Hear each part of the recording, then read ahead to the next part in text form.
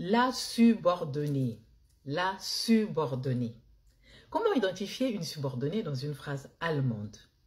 Dans cette capsule, je vais vous expliquer les 4 caractéristiques qui vous permettront d'identifier correctement une subordonnée dans une phrase allemande. Écoutez bien cette capsule jusqu'à la fin, car la dernière caractéristique met en lumière toute la difficulté. Bonjour Goetheskinder, j'espère que vous portez à merveille. Bienvenue chez Bibi Deutsch.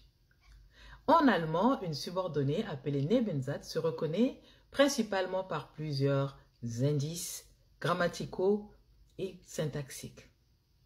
La caractéristique numéro 1, c'est la position du verbe conjugué. Dans une phrase subordonnée ou proposition subordonnée, le verbe conjugué est toujours placé à la fin de la proposition. Contrairement à la principale, où le verbe occupe généralement la deuxième position. Dans une subordonnée, tous les autres éléments viennent avant le verbe. Je vais vous donner un exemple. Er sagt, dass er kommt. Er sagt, dass er kommt. Hauptsatz, der Hauptsatz, donc la principale, c'est er sagt. Der Nebensatz, donc la subordonnée, c'est dass er kommt, qui veut dire qu'il vient. Caractéristique numéro 2.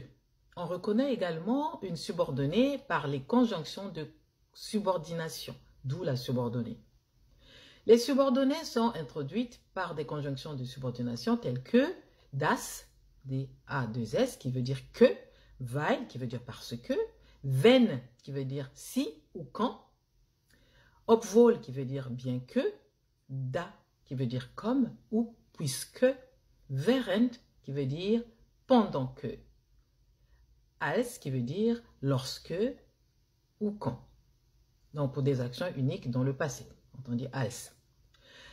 Par exemple, weil er krank ist, bleibt er zu Hause. Weil er krank ist, bleibt er zu Hause. Parce qu'il est malade, il reste à la maison. Ici, peu importe la place de la subordonnée, on l'identifie par la conjonction weil. Parce que, voilà, le verbe est en dernière position. Donc, lorsque je dis weil er krank ist, donc le ist est à la fin, on déduit que c'est une subordonnée. Passons maintenant à la caractéristique numéro 3. On l'identifie par les pronoms relatifs également.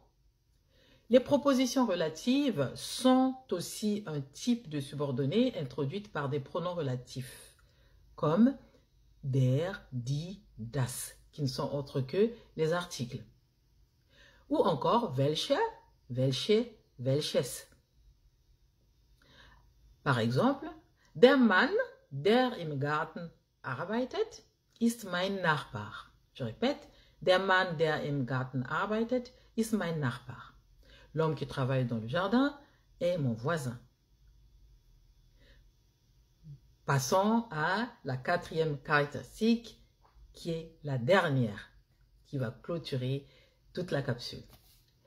Une subordonnée, donc là, en l'occurrence, on parle de la dépendance par rapport à la principale.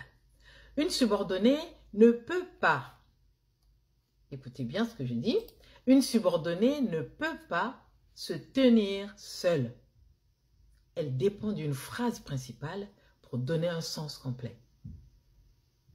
Par exemple, je répète, un exemple comme à la première caractéristique, un autre exemple mais qui est similaire, er bleibt zu Hause. Er bleibt zu Hause.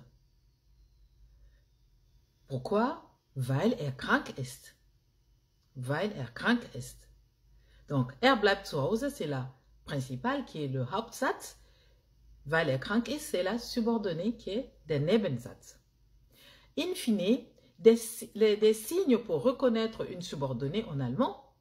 Donc, premièrement, le verbe conjugué est en position finale. Elle est introduite par une conjonction de subordination ou un pronom relatif, donc deuxième caractéristique. Elle ne peut pas être autonome et dépend d'une phrase principale. N'hésitez pas à m'écrire une box si vous avez d'autres questions. Osez apprendre l'allemand. Bis dann!